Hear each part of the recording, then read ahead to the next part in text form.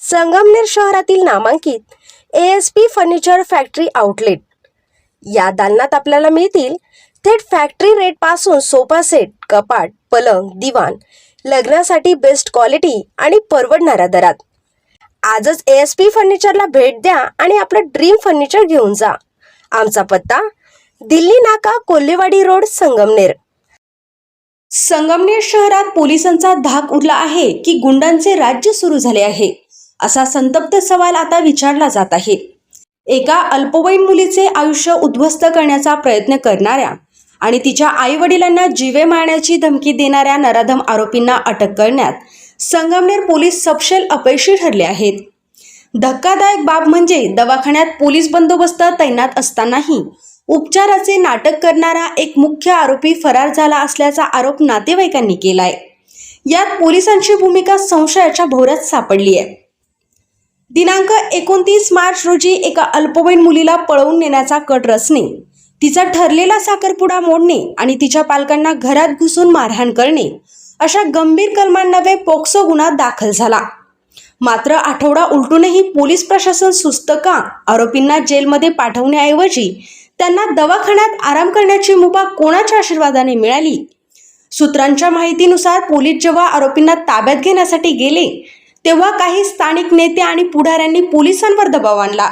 एका निष्पाप मुलीच्या आयुष्यापेक्षा पोलिसांना राजकारण्यांचा वशिला मोठा वाटू लागला आहे का, असा सवाल पीडित नातेवाईकांनी उपस्थित केलाय। 2 आरोपींपैकी एक जण पोलीस पहारा असतानाही फरार होतो, हे पोलीस प्रशासनाचे मोठे अपयश आहे की जाणीवपूर्वक दिलेली सवलत? पीडित अल्पवयीन मुलीच्या नातेवाईकांच्या आरोपानुसार काही पोलीस कर्मचारी आरोपीचा फोटो दाखवून मुलीचे मन परिवर्तन करण्याचा प्रयत्न करत होते। हा प्रकार अत्यंत धक्कादायक असून प्रकरणाच्या संवेदनशीलतेवर प्रश्नचिन्ह निर्माण करणारा आहे। या संदर्भात पीडित कुटुंबियांनी पोलीस प्रशासनाकडे निवेदन देत संबंधित कर्मचाऱ्यांची सखोल चौकशी करण्याची मागणी केली आहे। पोलीस निरीक्षक समीर बारवरकर आणि DYSP कुणाल सोनवणे यांना नातेवाईकांनी आणि विविध संघटनांनी निवेदन देऊनही प्रशासनाला अद्याप जाग आलेली नाही। पोलीस नेमकी कोणाची बाजू सावरत आहेत? आरोपींच्या नातेवाईकांनी पोलिसांची अडवणूक केली असताना त्यांच्यावर शासकीय कामात अडथळा आणल्याचा गुन्हा का दाखल झाला नाही? दवाखान्यात असताना आरोपीच्या हालचालींवर लक्ष का ठेवले गेले नाही? पीडित कुटुंबाची असुरक्षितता मुख्यतः आरोपी फरार झाल्याने पीडित मुलगी आणि तिच्या पालकांच्या जीवाला धोका निर्माण झाला आहे, याला जबाबदार कोण? जर पोलीसच आरोपींना पाठीशी घालत असतील तर सामान्य माणसाने न्याय मागायचा कुणाकडे? संगमनेरची शांतता भंग करणाऱ्या या नराधमांना आणि त्यांना मदत करणाऱ्या पांढऱ्या पेशी पुढाऱ्यांना धडा कधी शिकवणार? पीडित कुटुंबाला न्याय मिळेपर्यंत आणि फरार आरोपीला पुन्हा बेड्या ठोकून त्याला मदत करणाऱ्या कर्मचाऱ्यांवर कारवाई होईपर्यंत संगमनेरची जनता शांत बसणार नाही, असा इशारा विविध संघटनांनी दिला आहे। जे अत्याचारचे प्रकरण वाढत आहेत याच्या निषेधार्थ काही दिवसापूर्वीच आम्ही प्रांत कार्यालय येथे माननीय DYSP कुणाल साहेब यांच्याकडे निवेदन घेऊन गेलो होतो। त्यानंतर वडगाव पान येथे एका अल्पवयीन मुलीवर ॲसिड फेक प्रकरण झालं। समस्त मुस्लिम समाजाकडून एक छोटीशी मदत म्हणून आम्ही त्यांच्याकडे गेलो। त्या आरोपीला आत्तापर्यंत अटक झाली नसून त्याचे पालक वर्ग चिंतेत आहेत आणि त्यानंतर लगेचच आपल्या संगमनेर जवळ निंबाळात एक अल्पवयीन मुलीला फूस लावून पळविण्याचा जो प्रयत्न केला गेला त्या आरोपीवर पोक्सो अंतर्गत गुन्हा दाखल झाला। त्यानंतर त्या आरोपींना काय राजकीय वरदहस्त मिळत असल्यामुळं ते आरोपी निष्पापपणे फिरत आहेत, अशी समाजामध्ये चर्चा आहे का ते आरोपी दवाखान्यात सुद्धा पळून गेलेले आहेत। याच्यामुळे पोलीस प्रशासनाचं वचक काय हे याच्यावरून दिसत आहे। तर आम्ही निवेदनामार्फत आणि समाजच्या जनजागृती करत मार्फत लोकांना किंवा प्रशासनाला कळवलं की तुम्ही या आरोपींना लवकरात लवकर अटक करावी, जेणेकरून आपल्या समाजामध्ये एक चांगला मेसेज आणि संदेश जाईल। निपक्षपातीपणे चौकशी व्हायला पाहिजे आणि त्या आरोपीला पोक्सो अंतर्गत गुन्हा दाखल होऊन सुद्धा आरोपी पळत आहे, म्हणजे शोकांतिका आहे। तर आम्ही प्रशासनाला पुन्हा वारंवार विनंती करत आहोत की लवकरात लवकर त्या आरोपींना अटक करावी किंवा अन्यथा आम्ही लोकशाही पद्धतीने मोर्चा काढून एक तिरंगा मोर्चा रॅली काढून पोलिसांच्या विरोधात निषेधार्थ आम्ही मोर्चा काढू अशी भूमिका आम्ही समाजामध्ये निर्माण होत आहे। तरी मी एक शेवटी विनंती करेल का या पालक वर्गांना न्यायासाठी ते धडपडत आहेत, त्यांना न्याय मिळायला पाहिजे, आरोपींना कडक कडक कायदेशीर कारवाई करण्यात यावी अशी विनंती करतो। थांबतो। जय हिंद, जय महाराष्ट्र। आमच्या संगमनेर तालुक्यात असलेल्या ग्रामीण भागामध्ये एक अल्पसंख्याक समाजातील मुलीवर मागील काही दिवसापासून एक नरधाम मुलगा वारंवार त्रास देत होता। त्या मुलीचं जमत असलेला साखरपुडा त्यांनी त्यांच्या घरी येऊन धिंगाणा घालून पाहुणे आलेले त्यांना मागं पाठवून फार मोठी त्या ठिकाणी त्यांनी गोंधळ गडबड केला। त्यामुळे ते परिवार टोटली डिस्टर्ब झालेला आहे। आणि हा जो मुलगा आहे, हा मुलगा मागील काही दिवसापासून गावामध्ये गुन्हेगारी प्रवृत्तीचे काम करत असतो आणि ह्या मुलाला एक राजकीय असं पाठबळ आहे। या राजकीय पाठबळामुळं तो अशा गरीब लोकांच्या मुलींचं आयुष्य उद्ध्वस्त करण्याचं काम करत असतो। आणि ह्या घटनेनंतर त्यांच्या पालकांनी त्याच्यावर पोस्को अंतर्गत गुन्हा दाखल केला आणि त्याच्यावर गुन्हा दाखल झाल्यामुळं त्याला एक आपल्या संगमनेर शहरातील एक असाच पुढारी त्याला आश्रय भेटल्यामुळं त्याला एक खासगी रुग्णालयात त्याला ॲडमिट करण्यात आलं आणि पोलिसांचं संरक्षण असून सुद्धा त्या आरोपी बरोबर असलेला एक दुसरा आरोपी त्या पोलीस कस्टडीतून पळाला। म्हणजे या ठिकाणी पोलीस आरोपींना आश्रय देण्याचं या ठिकाणी ते काम करत आहेत।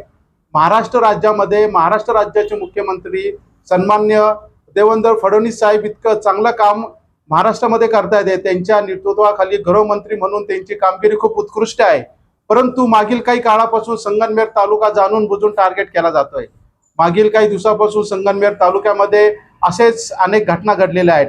त्यामध्ये वडगाव पान इथं झालेली ॲसिड हल्ला प्रकरण असेल आणि आत्ताच आमची अल्पसंख्याक समाजातील बहीण लिंबाळा या ठिकाणी झालेली त्याच्यावरती अन्याय अत्याचार झाला, त्याचा चांगला संसार मोडण्याचं काम ह्या नरधाम युवकांनी केलं। ज्या दिवशी साखरपुड्याचा कार्यक्रम होता त्या दिवशी आरोपी घरात येऊन धिंगाणा घालू लागला। सहजिकच घरातील पीडित लोकांनी त्या आरोपीला मारहाण केली आणि त्याला पोलिसांच्या स्वाधीन केलं। परंतु पोलिसाच्या स्वाधीन करून सुद्धा त्याला पाहिजे तसा त्याला वचक बसलेला नाहीये। तरी माझी महाराष्ट्र राज्याचे मुख्यमंत्री देवेंद्र फडणवीस आपल्या अहमदनगरचे जिल्हा अधिकारी साहेब यांना आम्ही विनंती करतो या प्रेस नोटच्या माध्यमातून लवकरात लवकर त्या आरोपीवर तुम्ही कारवाई करावी, अन्यथा समाज रस्त्यावर उतरल्याशिवाय राहणार नाही आणि याचा परिणाम फार मोठ्या प्रमाणावर समाजाचा परिणाम संगमनेर शहरासह तालुक्यामध्ये पडल्याशिवाय राहणार नाही। त्याकरता पोलीस प्रशासनला मी विनंती करतो का लवकरात लवकर त्या आरोपीला अटक करून पीडितांना न्याय देण्याचं काम आपणास करायचं आहे। या ठिकाणी मी थांबतो। जय हिंद, जय महाराष्ट्र। गेल्या काही दिवसांपासून आपण संगमनेर तालुक्यात बघितले असेल की संगमनेर कायद्याचा बाजार या ठिकाणी निर्माण झालेला आहे। अशी परिस्थिती आपल्याला संगमनेर तालुक्यात दिसण्यात येईल। या ठिकाणी आपण बघितलं असेल की गेल्या काही दिवसांपासून वडगाव पान या ठिकाणी एका अल्पवयीन मुलीवर ॲसिड हल्ला झाला। त्याचप्रमाणे मेंढवलमध्ये सुद्धा आता एका अल्पवयीन मुलीला त्या ठिकाणी तिचा लैंगिक अत्याचार केला गेला। त्याचप्रमाणे निंबाळा या ठिकाणी एका अल्पवयीन मुलीच्या घरावर त्या ठिकाणी हमला केला। त्या मुलीला तिचा साखरपुडा होता तो मोडण्यात आला, तिच्या घरच्यांना मारहाण करण्यात आली आणि त्या ठिकाणी त्या मुलावर पोस्को अंतर्गत गुन्हा सुद्धा दाखल झालेला आहे। त्याचप्रमाणे आपण बघितलं असेल की या ठिकाणी तमाशा मंडळ जे आहेत, आपले जे सांस्कृतिक कार्यक्रम दाखवतात जत्रामध्ये, त्यांच्यावर सुद्धा त्या ठिकाणी हमला केला आणि बऱ्याच लोकांना गंभीर स्वरूपाची त्या ठिकाणी दुखापत झालेली आहे। अशा पद्धतीने आपण बघितलं असेल तर तालुक्यात अजून एक अकोल्यामध्ये आपण आता 10 दिवसापूर्वी एक अल्पवयीन मुलगी पळून गेली होती। पोलीस प्रशासनाने ती बाई विधवा बाई आहे, तिला एक मुलगा आहे आणि एक मुलगी आहे। त्या मुलीला सुद्धा त्या ठिकाणी त्या पोलीस अधिकाऱ्यांनी अकोल्यामध्ये कोणतंच संरक्षण, तिला कोणतीच मदत केली नाही।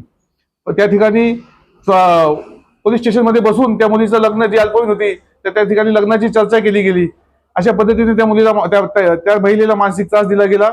आज ती महिला त्या ठिकाणी आम्ही त्या दिवशी DYSP साहेबांना भेटलो तर त्या मुलीला आज आपल्या या ठिकाणी गोल्डन सिटीमध्ये जे आपलं हे आहे प्रियदर्शनी मुलीचं वसतिगृह आहे त्या ठिकाणी आणलं गेलं। म्हणजे तुम्ही बघितलं असेल का गेल्या काही दिवसापासून आपल्या या अहिल्यानगर जिल्ह्यामध्ये गंभीर स्वरूपाचे गुन्हे होत आहेत आणि या ठिकाणी कायदा सुव्यवस्था आहे का नाही अशी भयानक परिस्थिती झालेली आहे.